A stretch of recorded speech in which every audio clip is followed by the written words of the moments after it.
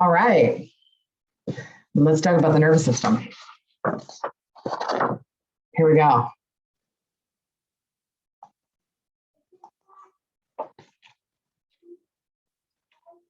Okay, so think about the nervous system. This is why you're taking this class. This is why you're in college. This is why you're motivated to do the things that you're doing. This is a really big deal. Not only that, but how do you move your body? How do you move the muscle in your body? Nervous system. So thinking, decisions, past and present and future, these are all coming from the nervous system. You're going to watch this video right here. And when you're done, so you're going to watch this video right here, and then you'll answer these questions. Okay, so you'll be looking at the brains of many organisms, okay, including ours.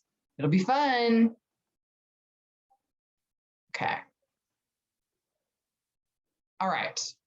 So basic concepts, like what is the nervous system? And I'm very sorry, I have some very loud people in my house.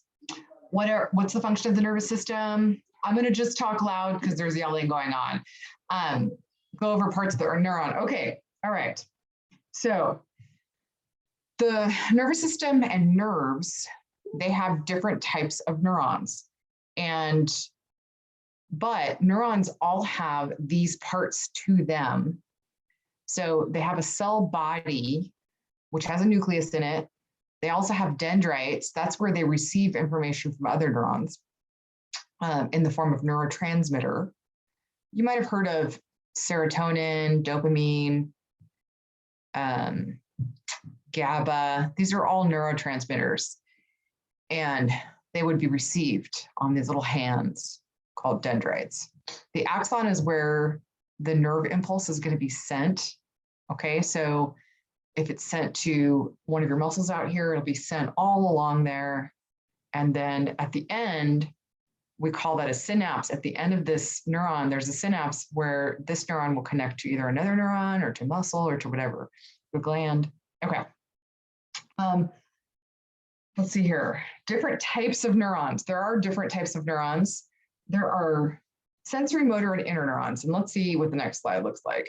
Okay, good. So we're going to draw. So motor neurons begin up here. Why? That's because you're thinking about it. Usually they can be in the spinal cord, but usually it's in the brain. And motor neurons will be sending their signal down through the body, possibly to a muscle, usually to a muscle. What do? They motor. They control the muscle that will cause you to walk. Control this. This is your soleus in the back of your leg. Control your soleus to contract so you can walk. Control your deltoid so you can pick up your shoulder. Okay, move your shoulder upwards.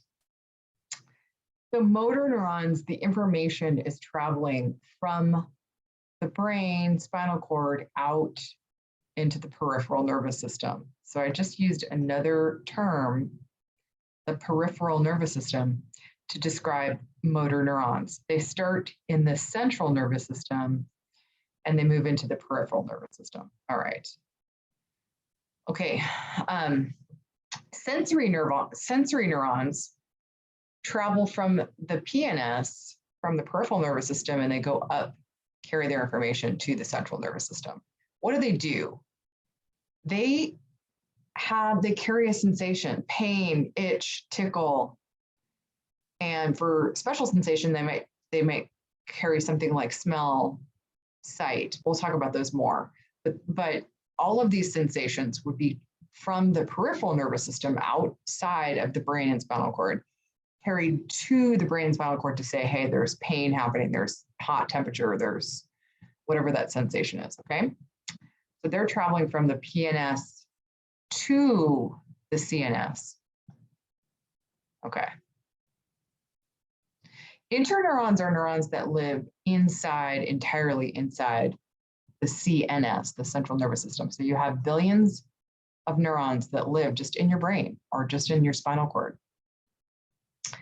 They don't travel out into the periphery at all. Yeah.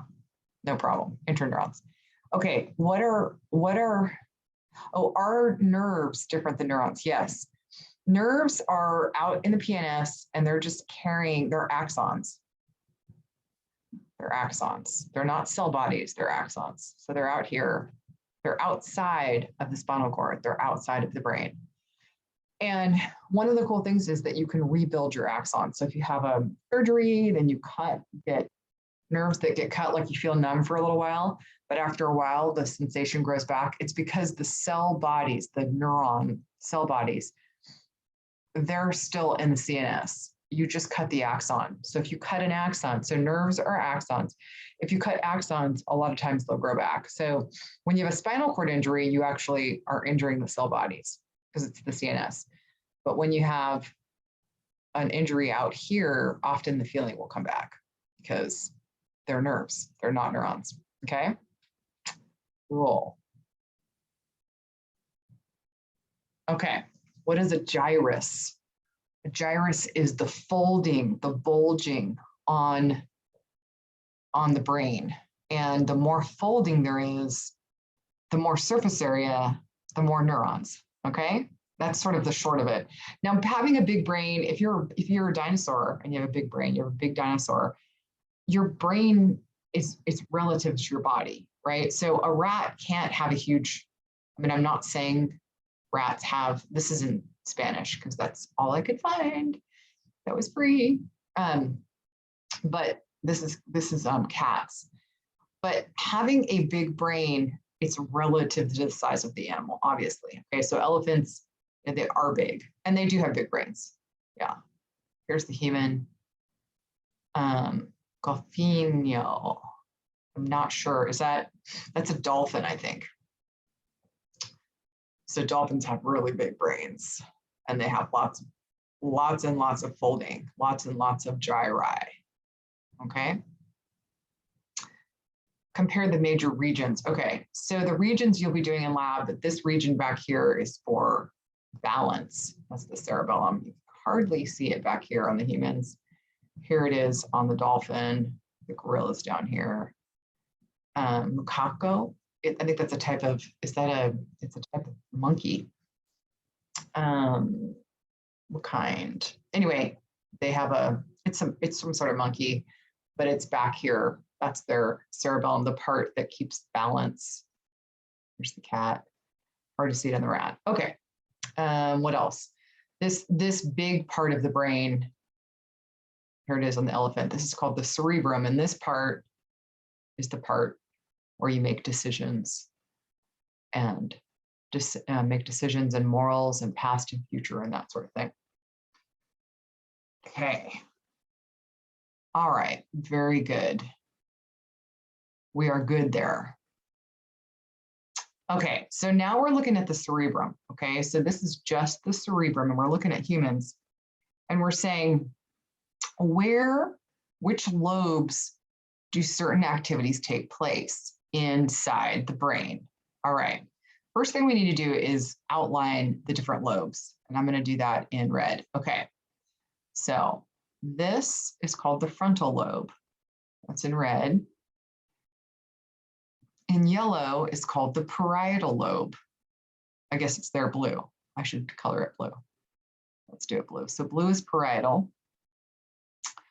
Green is occipital.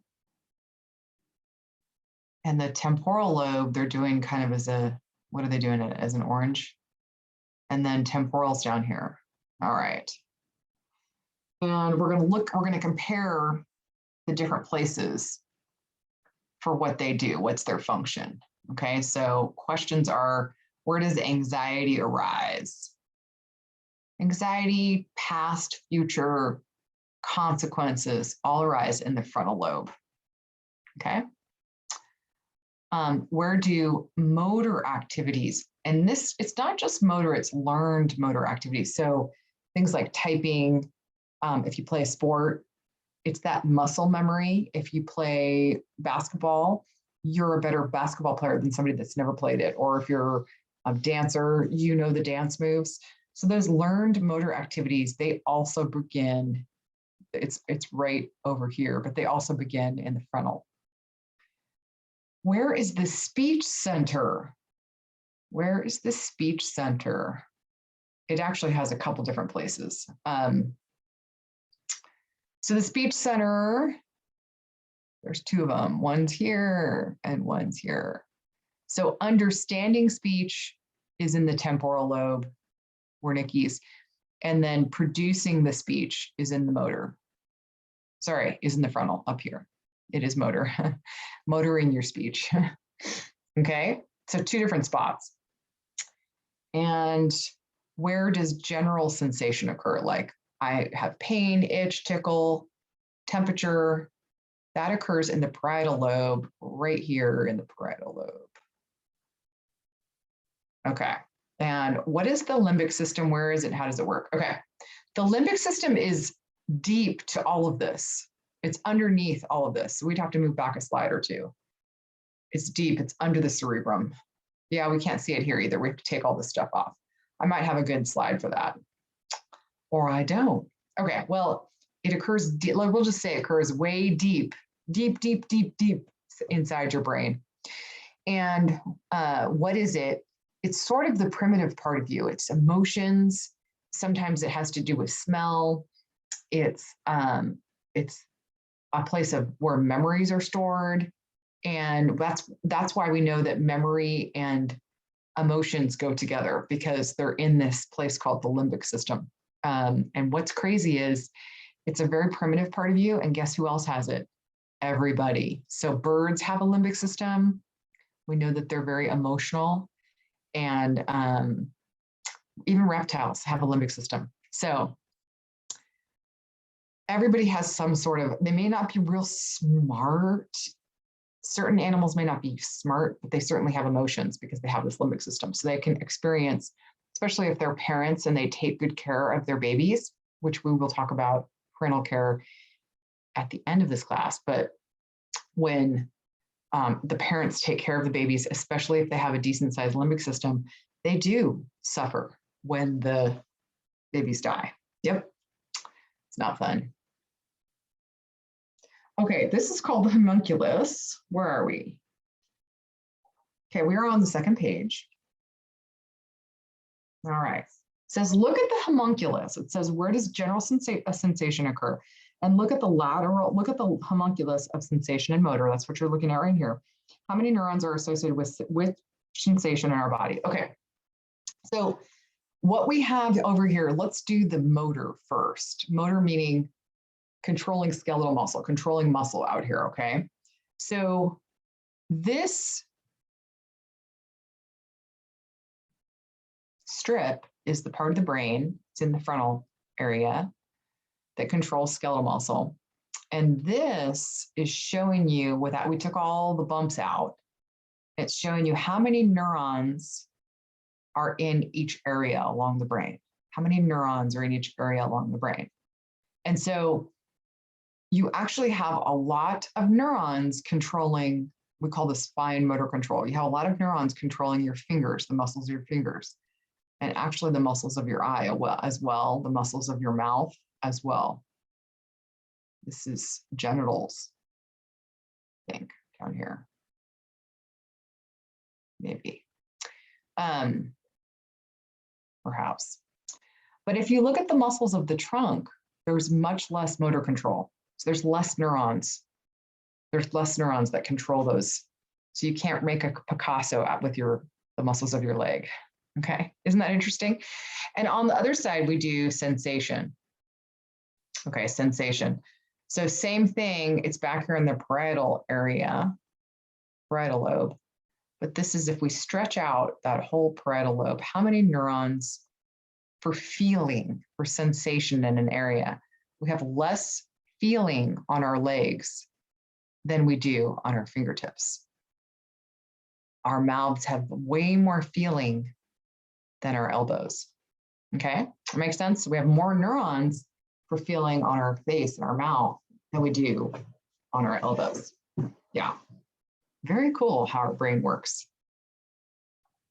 So this is called the homunculus. Okay, And so we can have a discussion in class about how does the size of the area in the brain, how many neurons relate to sensations that we can experience? What does that mean? How does that work? Okay, we'll do the same thing with motor in class. Okay, neurotransmitters. So neurons release neurotransmitters. That's how they talk. That's how they communicate. And neurotransmitters are just little chemicals, just little chemical messengers. They're just little molecules. So the release of dopamine causes the sensation of addiction, pleasure, and skeletal muscle tone. So like people can be addicted to anything. You can be addicted to video games. That's very common. But you can also be addicted to, my neighbor is addicted to couponing. I'm not even kidding. Coupons, cutting out coupons. It's true. So you can be addicted to anything. And depending on whatever that is for you, you'll release dopamine, which is a pleasure. You'll have a pleasure experience. Serotonin is associated with sleep, with appetite, with mood control, perhaps temperature regulation, sensory, like how you're experiencing touch and sight. So the illicit drug ecstasy works on this right here. Actually, cocaine works on dopamine and ATP. So interesting. That's just a side note. ATP is an excitatory, causes excitation, awakeness, or alertness. GABA is the most common inhibitory. So you really need to have GABA happening to go to sleep. Your neurons need to release GABA and need to receive GABA in order for you to go to sleep. Opioids or opioid peptides. These are painkillers. Maybe you've heard of endorphins. You make endorphins. Painkillers, they also help with learning and memory. So you can take morphine. Morphine definitely mimics our own natural endorphins. Yeah. And oxycodone is also an opiate. They're mimicking what you produce naturally. And then epinephrine is the last one. And it has a role in alertness, being awake, also in arousal. All right. Good job. And then we'll talk about these questions in class, but if someone is falling asleep during 103 and they had coffee and they should be awake, which neurotransmitter is involved in sleepiness? Someone is running a marathon, their toenails are bleeding, but they have no pain, which neurotransmitter? And then after eating a piece of chocolate cake, I not only feel satiated, but also satisfied and calm and relaxed, which neurotransmitter? So we'll play that in the chat in class. Fun. And often there's more than one neurotransmitter, but still. When did brains evolve? Who was evolving? When did this all happen? What events caused it? What shape? What symmetry? What animal type? Why would you? Brains are very expensive. They require a lot of glucose. They have high metabolism. The more you think, the more calories you burn. So why? Why make this brain? We're going to talk about that as well, because it seems like a lot of work to make a brain. All right, let's see. And there's a reference piece, if you want to look at it, in our notes about Valium. So how do these drugs work? Methamphetamines, Prozac, Botox, opioids. So there's just some references that if you wanted to look at it in there. And I will see you in class. Thank you.